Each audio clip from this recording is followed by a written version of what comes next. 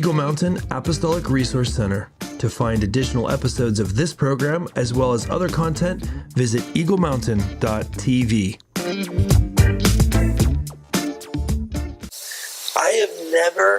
I'm going on record right now, I've never had a harebrained idea. He's had lots of ideas that have hair on them. Did you just say I've had lots of ideas with hair on them? Yes. Okay. Oh my goodness. What? The devil? I found him. Why am I not surprised that he's in here? He's over here in this bucket. There he is. Mr. Sin! Not bothering us anymore. How are you doing there, Foxy? Such a beef wit. Do you know who you're talking to? I'm Mr. Sin. You can't talk to me like that. You don't have to be rude. I said beef wit. Beef wit, that's even worse. No, I'm not a fan of that, but I am a fan of finding out what you're doing after this show. Maybe we could go grab some drinks or something. What do you say? No thanks. Hey everyone, welcome to Together We Build. My name is Chris Behnke. I'm here with Prudence, and I'm here also with our guest, Morgan McCarver. I'm super excited to get into this, but before we get going, I gotta start off with this question. I gotta start right off. If you had a late night talk show, who would you invite as your first guest? Can we have a different question? Are you kidding? Yeah, no, I'm not kidding. You really want a different question? I don't have the foggiest. You don't know? Okay, I'll ask you. What about that one question? Which one question? The style question.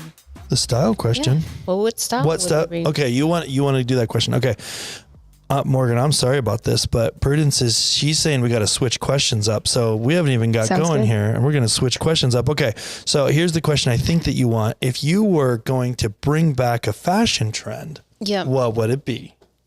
I would bring back like 40s and 50s, maybe 60s style dresses for women. Okay. Yep, I can see that. Morgan, how about you? I like it. I would probably bring back women's hats. I think they're super cool. Yeah. I feel like that we definitely need to pay more attention to style. I feel like we kind of like culturally, Western society, we've gotten a little bit lax. I think that's what you guys are both saying. You're saying we need hats. We need to pay attention. Does that you guys agree? Yeah. We kind of we got lazy. Athleisure took over. Yeah. We're a bit lazy now. Totally. Well, we've got Morgan McCarver on as a guest today. I'm super excited to hear your story, talk about what you do. But before we do that, where are you in the world? I am in Asheville, North Carolina right now. And you grew up there, or how did you end up in Asheville? I'm from upstate South Carolina, and I recently moved to Asheville about 2 years ago, kind of towards the end of the pandemic. But I moved up here to work for a potter. Asheville's a really big art town, so it's great to be here. And how do you love it so far? You digging it? Oh yeah, it's awesome. Yeah, that is so cool. So when you say a potter, you actually mean like a potter that makes pottery. Exactly. Yeah. Yes. Awesome. That is so cool. Okay. So we do this thing, Morgan. We do this thing where we have this trivia, and it's you against Prudence. And Prudence for season 3 of Together We Build, she chose animal trivia. Now, little inside scoop to those of you that are watching is I forgot to hit record, so we actually are doing this trivia again. Don't worry about that. We're doing this trivia again, but I'm not going to give you guys the same questions, okay? Because we had a little bit of a false start. So if you're feeling really confident because you know the answers, we're going with new questions. Okay, here we go. The first one is, what is the loudest insect in the world? The loudest insect in the world. A locust? Okay, so we got one guess that's a locust. That's a good guess. And what do you think, Morgan? I'm thinking some kind of cricket. Some kind of cricket. Okay, so neither of those are correct, but I'm not actually sure how to say this. It's spelled cicada. Cicada. Yeah, cicadas. Oh, I've heard of cicada. Now that Jason said it, see, they're loud. Look, what type of an... Okay, so you remember when we did that event in Where'd we go? Midwest, St. Louis. Remember those bugs that were flying around that were super loud? That's a cicada, right, Jason? Yeah, those are loud. Okay, so I'm going to give that to both of you guys because neither one of you got it right.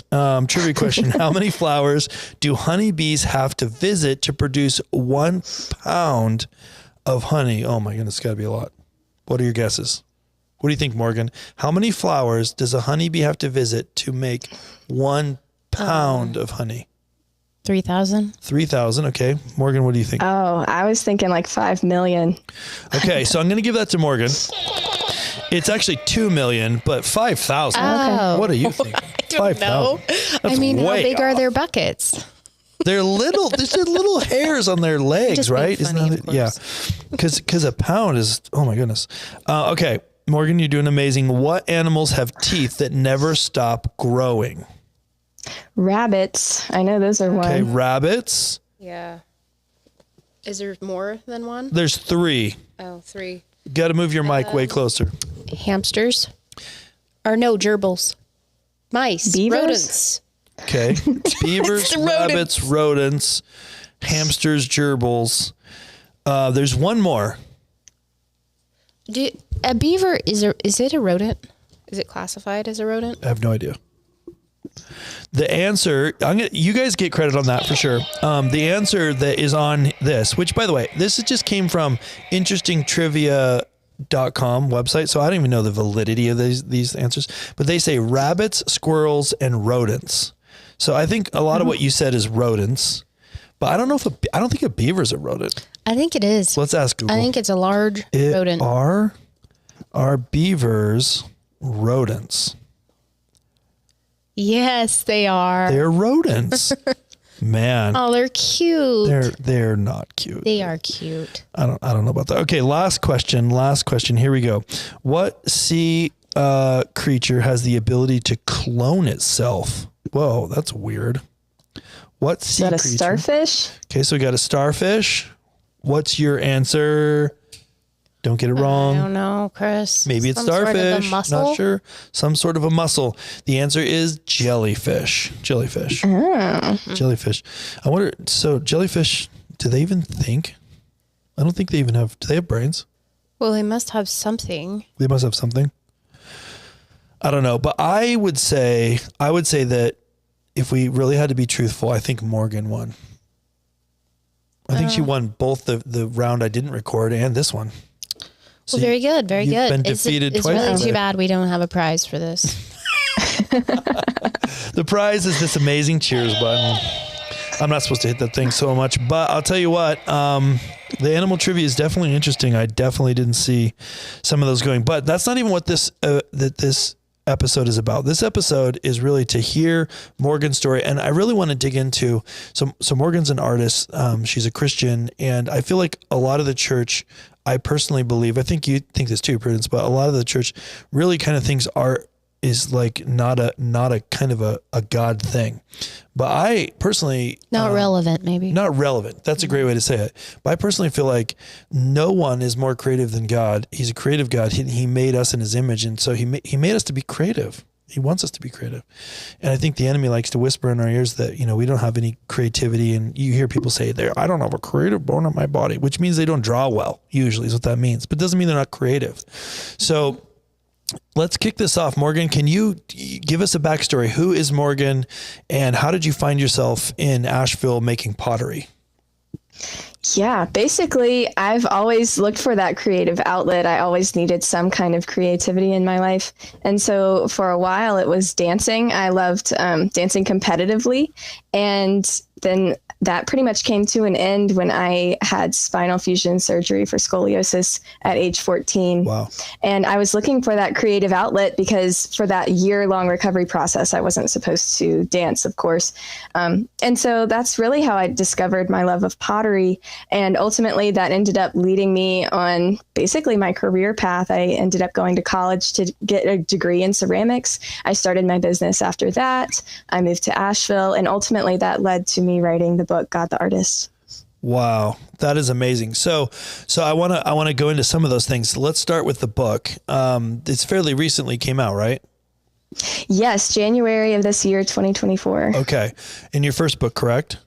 Correct. Okay, so we're going to put links to all of this stuff where you can find Morgan, all that. We'll put all that in the show notes, but tell us about the book. What led to the book? And I mean, you're saying that your journey led you there, but tell us about the book. We'd love to know more about that. Of course. Basically, I'm wanting to encourage the reader on their own creative journey.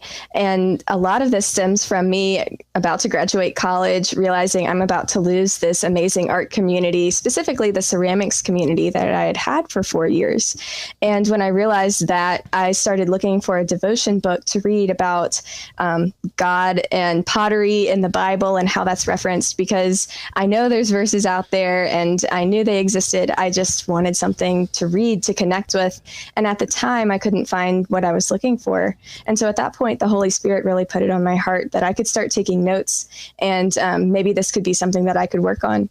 And so that's kind of ultimately how God the Artist came about. It took many years later for it to actually come into existence. I tried to get it published back in 2019, and that did not work. Thankfully, that very rough manuscript was rejected. But basically, in January of 2023, I felt the Holy Spirit calling me to revisit that manuscript. And so that's the copy of God the Artist that exists today. Wow. And so it's a story of basically going through the steps of pottery, starting at the very beginning. I say you don't have to be a potter or a Christian to read this book, that I kind of go through both as we go along. But I start at the very beginning of clay. What is clay? How does it come out of the ground? How do you harvest clay, so to speak? And we go all the way through throwing on the pottery wheel to glazing and firing the pieces. And all along the way, we're talking about the Bible verses that are reflecting this and the symbolism that God's put into this. That's so awesome. That's so awesome. So pottery, that's got to be like one of the world's oldest forms of art, isn't it? Yeah. Would you say? It's up there. I would say for sure the cave paintings might predate it. I'm not sure, but there are pieces of pottery that are centuries old that we still have in existence today. Yeah.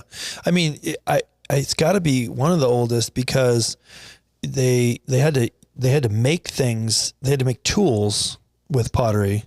And so, if somebody's making a tool and they're crafting it by hand, that some people they're gonna pour into that in a kind of an art way, right? So making lamps and bowls and plates. So that's really cool. That's super cool. I feel like it's probably lost a lot because of the mass production of Yeah. things. How do you feel about, like, as an artist with hand making something, and then, a factory is manufacturing it like crazy? I like to make things too. And so sometimes I ask myself the question, why am I even spending all this time Right. on this when, people can just go to the nearest store or order like 5 million something similars. There is a difference between, like, there is a reason why we like to touch and create. Yeah. It's scratching an itch of some sort. I'm sure that you understand what I'm talking about.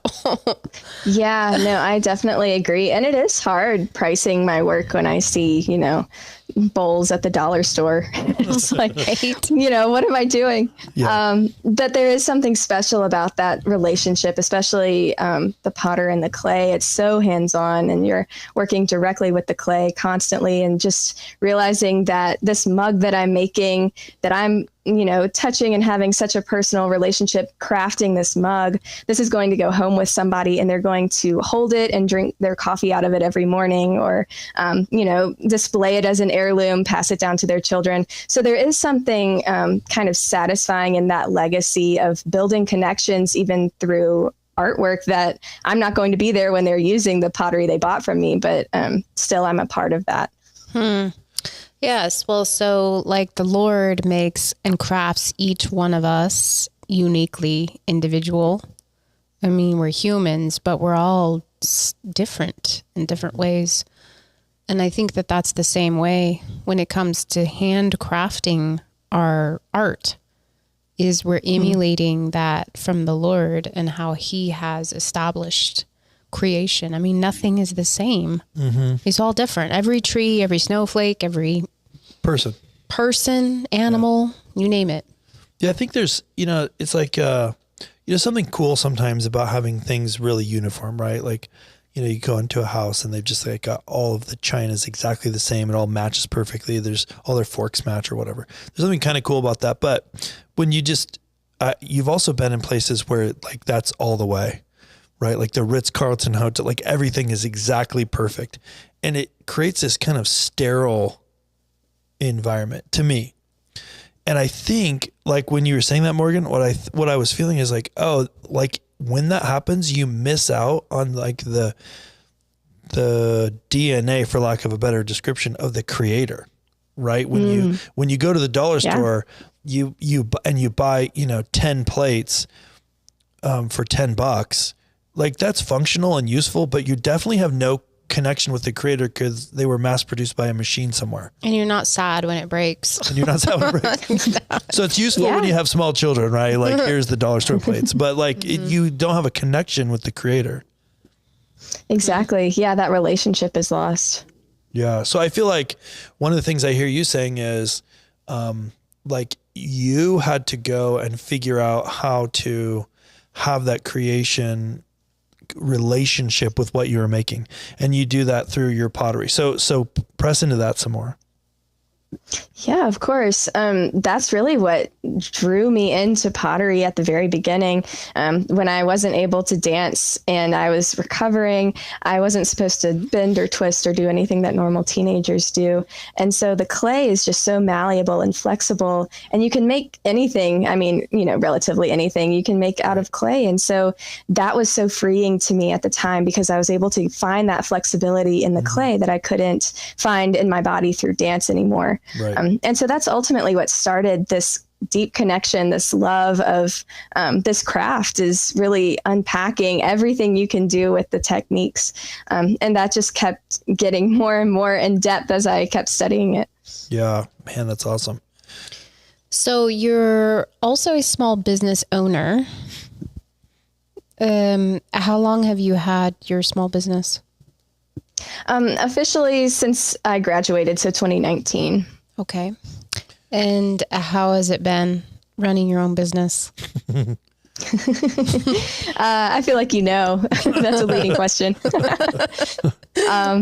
It's rough, especially because I started my business right before the pandemic. And so, when people get scared, they're not going to buy art. That's just history. That's not my opinion. It's like one of the first things that goes out the door, isn't it? Yeah. Exactly. Yeah. But what's so interesting is during that time, do you know what a lot of people were doing during lockdown? Artistic things, creative things, especially pottery. I was working at a ceramic supply store at the time, working retail, and we were shipping pottery supplies all over the nation because everyone wanted to learn this craft from home. And I think that's so powerful that when we have that free time on our hands, even though it's in the form of a lockdown, we turn to art. And I think that's just something that is amazing. Like when you give yourself enough time, you can be creative and you choose to. Yeah. So one of the things that I kind of hear you saying is the time necessary. So tell me if this isn't true. I'd love to hear your thoughts and speak into this. But I think a lot of people will say, "Hey, it's so cool, Morgan, that you do that, but I'm not a creative person, or I don't have a creative bone in my body, or whatever." And I believe that is a lie, straight from the pit of hell. Smells like smoke. Not it's trying to get us away from a really important part of how God made us. But I think one of the ways we feel disconnected from that creativity is we're so busy, we don't have time to let that just kind of come from us. Is that true? Do you find that to be true? Have you found that to be true as you've grown kind of in this area? Yeah, for sure. You just touched on a major point that I kind of hammer home in my book is that I believe that we're all creative because we are created by a creator God. And that's the very first verb in the Bible, the very first verse of Genesis 1:1. In the beginning, God created the heavens and the earth. And so we're introduced to our God as a creator God, as this imaginative God making something out of nothing. And then just a couple of verses later, he tells us that we're made in his image. And so by default, we all are creative because God's creative and he made us all in his image. And so you're right. People have told me that at shows, they'll come up to me and look me dead in the eyes and say that they're not creative. And it really just breaks my heart because I think social media has really taken that joy away from people, because now the idea is if I'm not the best, then I'm disqualified. Right. And I think that's so untrue. I'm not the most famous potter on Instagram. I don't have the most sales or the most likes, but that doesn't disqualify me from being a potter. That shouldn't steal my joy for creating. And I think that's something that's so important to remember. It's not this instant gratification. It is years of study, years of practice. People love to look at my work and say that they wish that they could do that. And, I went to school for 4 years for it, and I'm still not perfect. I'm still honing that technique. Right. And so it does take time. And it is something that God has put a passion into each one of us for a different form of creativity. We're not all going to have the same exact art. And I think that's so important to remember as well. Oh, that's so good. Yeah. So what, in your perspective and opinion, are some of the things, and I think you were just touching on them, but that robs people of exploring their creative side? Like, what's your thoughts on that? I think social media is huge. Seeing the success of others and realizing that my pieces don't look like their pieces, I think that immediately disheartens people. I think also, if you try something and you don't have a passion for it or you're not good at it, then you assume that you're bad at everything related to that. Right. And that's also not true. If I had only tried to play an instrument, I don't read music well. So I would say, I'm not creative because I can't play the piano as well as this person because I can't read the music. But that doesn't mean I'm not creative, because I have a passion and a love for pottery, and God has given me the dexterity and the passion for it. He's given me the talent and the ability to learn the technique, more importantly. And so that is another area of creativity that I'm good at, but it doesn't mean I'm good at all forms of creativity. But likewise, it doesn't mean I'm bad at all forms of creativity. So I think sometimes it's just people not exploring enough. I didn't really know about pottery until I had the major back surgery. And so it's something I might never have tried. And I know that that was exactly a gift from God, that he allowed me to go through that so I could experience this. So it might just be that you haven't tried what God has given you a passion for yet. Yeah. Yeah. I mean, think about it. Like anybody that's gone to an art exhibit or a museum and walked down the halls, knows that there's a lot of different kinds of expression and a lot of different, tastes, and, there are pieces that are going to resonate with someone and not someone else. And that, I think that just speaks to the uniqueness of who people are. I'd love to press in a little bit more on what you're talking about with the way that you love dance, and then you had the injury, had to go through surgery, weren't able to do that anymore. And then because of that, you moved into pottery, which you now love. That's kind of what I'm hearing is part of the story. Mm-hmm. And you said something that I think was really powerful that I'd love to press into, which is that was actually a gift from the Lord to discover this new thing. So talk about that. Talk about how something that I think a lot of people look at only as a negative. And I'm sure there was lots of difficult and hardship and negative things about it, but you actually are calling the thing that I think a lot of people would describe only as a negative situation as a gift. Press into that. Yeah. And I was there. I thought it was a curse for over 10 years. I didn't understand why. I didn't understand how it could be part of my purpose. I wished I was normal. For those who might not know, scoliosis is basically a genetic disorder where when I hit that last growth spurt when I was a teenager, my spine didn't grow straight. It grew from side to side. So I had an S curve in my back. There were 3 different curves. And every time I was growing, it would get a little bit worse. And so the doctors were monitoring that. I was wearing a back brace for 3 years, trying to correct or at least hold it in place. And it wasn't, obviously. I still had to have the surgery once I had kind of hit that growth spurt and stopped growing. And so I knew it was coming, but I didn't really fully prepare for mentally what that was going to be like. And of course, there were physical challenges as well.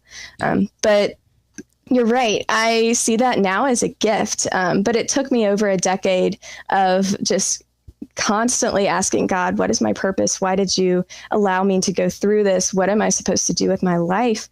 To really come to the other side of all of these questions and look back and realize that whole time, that whole time that God was giving me that story to give me the testimony I have now. And so who knows, without the scoliosis, I might never have discovered my love for pottery. I might never have gone to the college I went to. I might never have gotten the degree I have. I might never have moved to a different state. So there's so many things that just the surgery is really that jumping point in my life for the rest of my life. And so seeing that now and seeing the blessings that God has given me on the other side of that hardship, I'm just so thankful. And I do consider that as a gift. Now, of course, there are days that are still hard. I still tweak my back or, body image issues are still real for me. And so there are things that I wish could be different or I don't love about the situation, but I'm so thankful for the situation regardless, because it's given me so many better things, other things that I never would have been able to accomplish just by dancing. Wow, that's so cool. Yeah, I think that it's definitely not easy to see where the story ends while you're in it. I mean, how can we? Right. But yes, I do think that there is so much hidden things that are buried inside us humans that we aren't aware that we're actually designed to do or really good at or would enjoy. I'm a big fan of sampling all sorts of creative things. And I think that we're so distracted in our culture and overworked and just exhausted from everything that the last thing we want to do is put effort into learning something, because it takes work and effort to go and learn something new. Yeah. Even if we do enjoy it, Right. It takes energy. Yeah. And especially like what you were saying, Morgan, too, like social media kind of creates this. It's a comparison game. Yeah. Comparison just kills. It makes creativity. it hard to want to learn something new because you kind of feel like you have to start off good. Yeah. Right. Yeah. Like, I tell my kids, Michael Jordan used to suck at basketball and Tiger Woods used to suck at golf. Like everybody, none of us started out. Yeah, you can't with an ace in the hole. Like you might be totally gifted by God to be an amazing potter, but you still had to start off not as good as you would like, right? Exactly. Yeah. Mm-hmm. And I think there's elements of commitment too, of just, telling yourself, hey, I'm going to sample out this area and see how it feels, but it might take a while to decide if it's, in my wheelhouse. Mm-hmm. I think all too often we just either won't try it, or when we do and we're not that good at it, we assume that we will never be good at it. Mm-hmm. And I think that's not good because we don't know what lays in there and how much improvement we're going to be able to do. Yeah. Right. Morgan, what would you say to people that do say, yeah, that's so cool. I'm so glad that you learned that. But I know you're saying everybody's creative, but I'm really not. Like, what would you say to a person that's saying that? I would say just the regular dictionary definition of creativity is making something that didn't exist before. And that can look like a lot of different things. That can be taking a pile of laundry and putting it into an organized system, so to speak, or that could be setting up an Excel spreadsheet. That could be making up a song. It could be a lot of different things that we might not see as creative, especially when it comes to workforce related things like spreadsheets or lists or graphs. But you're making organization, you're making something that didn't exist before. And so I would argue that it's just as creative as painting or knitting or any of these other things that we naturally say are artistic. Yeah. Mm-hmm. Yeah, that's totally so agree. good. That's so good. So we've touched on this a couple times, but the necessity to have balance and space and time to be able to have opportunity to get in a creative mindset and create.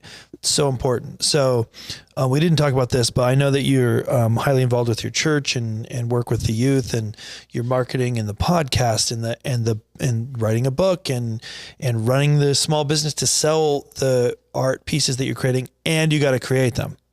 So how do you balance, how do you create a sense and a lifestyle of balance that allows you to do all that? How do you do that? I think the beauty of this question is, do you want me to have an answer where I say, this is the one thing that I do? Let's hear the Exactly.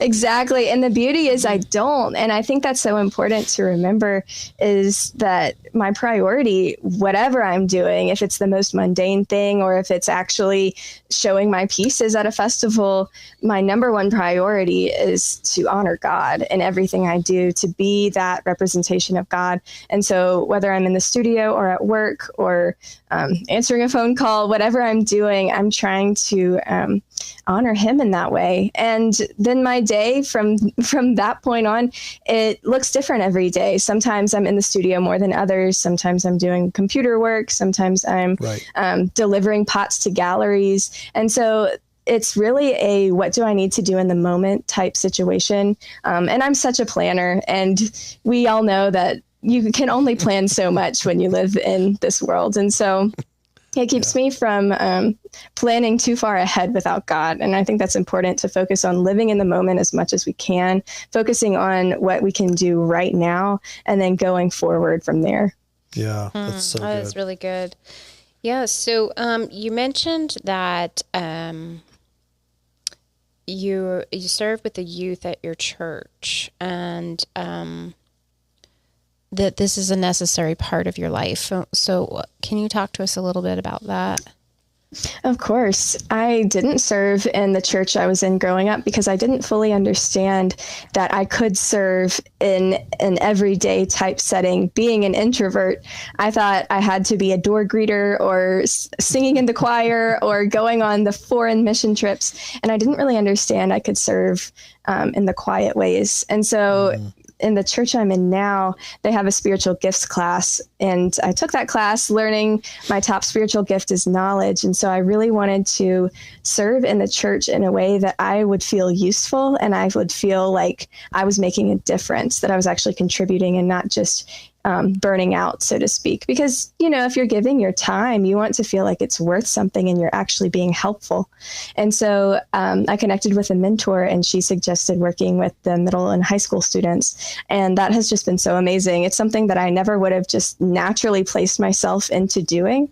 But it's amazing to be able to talk to these students and watch them grow in their love for God and kind of help them along the way as well, answering questions and encouraging them in their faith.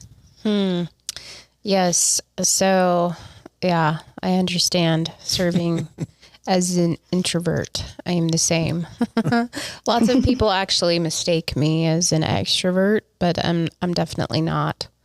You just put on the extrovert hat when you have to and slug through it. Well, I mean, because, it's important. It's important not to You just have to do the things that you hear the Lord calling you to do.